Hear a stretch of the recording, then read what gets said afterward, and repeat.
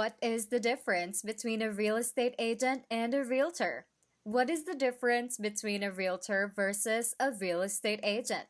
If you are relatively new to real estate, chances are you have been or you have asked yourself about the differences between today's most popular real estate professions. You may have noticed various industry titles being thrown around, such as real estate agent, realtor, broker, or salesperson.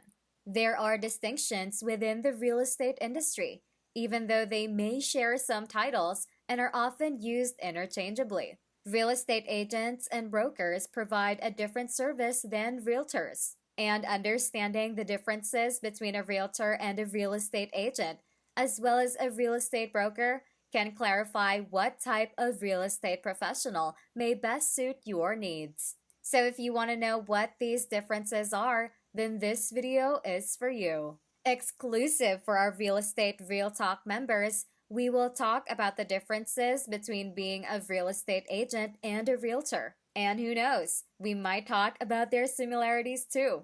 So without further ado, let's get into the video. You may have heard the terms used interchangeably, and perhaps you have wondered what the difference is between the two. The biggest difference between a real estate agent and a realtor comes down to those who hold which certifications. The two often get mixed up, but while they do the same job, they are held to different standards.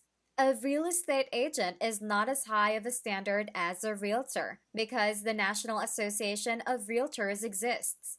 To better understand realtor versus agent, let's take a closer look at the roles of an agent and a realtor and the qualifications needed for each. Let's start with a realtor. So what is a realtor? A realtor is a real estate agent who is an active member of the NAR. NAR stands for National Association of Realtors, a trade association with active members who have immaculate professional conduct records. It is also the largest trade association in the United States. You can only become a member if you have a valid real estate license and are actively selling real estate. New agents are incentivized to join the NAR because it's reputable, which attracts more clients. All realtors are required to adhere to a code of ethics. This helps consumers feel at ease when working with real estate agents and know that the agent is more than competent at the position. Melanie Musson, an investment expert at insuranceproviders.com, said that when it comes to buying and selling property, realtors and real estate agents do very similar things. In fact, realtors are real estate agents. The difference is that realtors join the National Association of Realtors, or NAR, which holds them to a higher standard of ethics than real estate agents must abide by. Roughly half of all the real estate agents in the United States are certified realtors. The NAR believes that being a trade association, they are able to protect the interests of their members.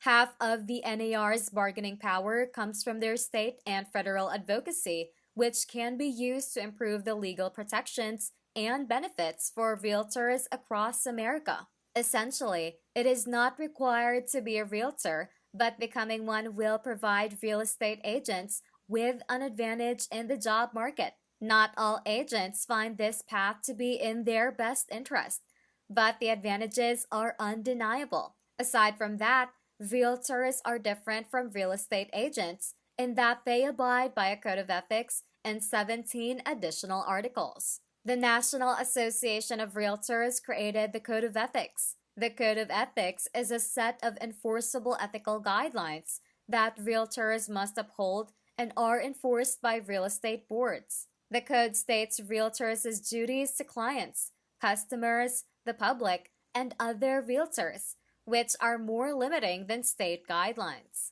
These are summaries of the ethical duties realtors promise to abide by, which are the 17 articles. First, promote their clients' interests before their own and treat all parties involved honestly. Next, avoid exaggerating, misrepresenting, or withholding facts about the property or transaction that are within the scope of their real estate license. Third, cooperate with other brokers when it is in their client's best interest. Fourth, disclose with their client if they are working with another member of their existing client's family. Then avoid providing professional services regarding a property they have an interest in, unless it is disclosed to the client. Sixth, receive the client's consent and knowledge before accepting any form of payment or commission. Next is to disclose to all parties and receive consent from their client if a payment is to be received from more than one party involved in a transaction. And then keep personal funds and clients' funds separated. Number 9 in the list is to ensure all agreements are clearly and understandably communicated between all parties involved in a transaction, and that each party receives a copy of each agreement.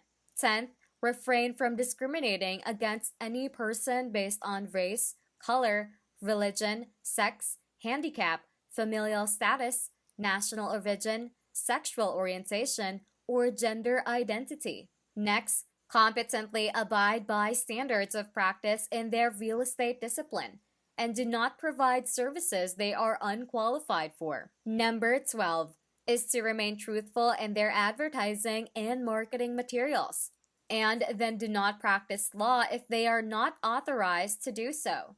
14th, present all evidence and cooperate if charged with unethical practice. Next, refrain from making false or misleading statements about other real estate professionals. Then do not interfere in another realtor's contractual relationships. And last but not the least is to handle disputes with other realtors through arbitration instead of litigation. And if you haven't noticed, the term realtor is always capitalized because it was trademarked. This is a functional difference between realtor and agent, though helpful to note. In 1916, the National Association of Realtors trademarked the term as a way for members to distinguish themselves from non-members. And today, realtor's trademark is still upheld by the U.S. Patent and Trademark Office. With that, what does becoming a real estate agent means? A real estate agent is a professional who helps with the buying and selling of property. They get licensed to do so and can work in both residential properties as well as commercial properties. Real estate agents can also have a focus, like being just a listing agent or just a buyer's agent. A difference between listing agents and buyer agents is that listing agents help sellers list their homes, while buyer agents work with potential homeowners to find a property. Buyer agents also work with potential renters to find available units within a specified area. To become a real estate agent, you must complete coursework and then pass the state examination. Requirements vary by state, but on average, a real estate agent completes 30 to 90 hours of coursework and must learn about local, state,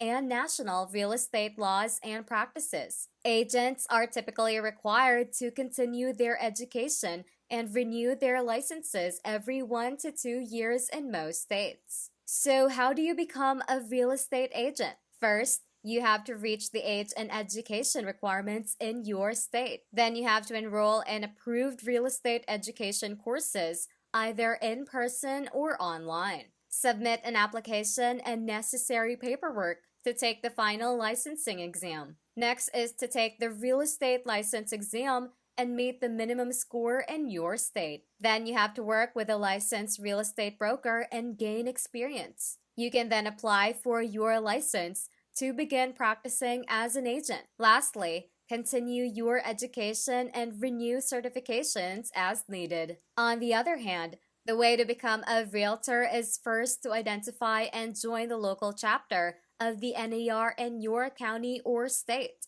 Then pay your dues to be a part of the association. And then you have to take and pass an online course on the Code of Ethics. Next is to adhere to the NAR standards of practice throughout your career. And lastly, to retake the online course every 4 years to maintain the certification. Now, you might be wondering how real estate agents earn money. Real estate agents earn income by taking a percentage of the commission they receive from each sale on which they work. The commission is typically between 4 and 6% of the sale price of a given property and is split between each broker and agent involved in the transaction. For example, if an agent successfully sells a home for $350,000 with a 6% commission, then he or she would take roughly 1.5% of the total commission for himself. This means that the listing agent and broker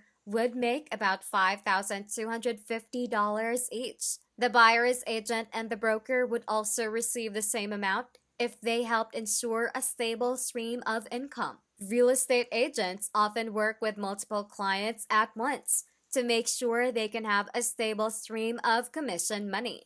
To summarize, a real estate agent and a realtor share similar roles in the housing industry, with their duties differing according to their branch of work. A real estate agent assists people in buying or selling commercial or residential property. Realtors are members of the National Association of Realtors who help them get the best price for their property, as well as many other services such as finding potential buyers and ensuring any contracts or deals are lawful. Generally speaking, there is no difference between real estate agents and realtors, other than the distinction that those who are members of the NAR have professional duties. A professional difference comes into play when comparing a broker and realtor. A real estate broker has completed more training in the legal field and has passed a special brokerage licensing exam. Although brokers vary by state, the coursework is in depth and covers laws,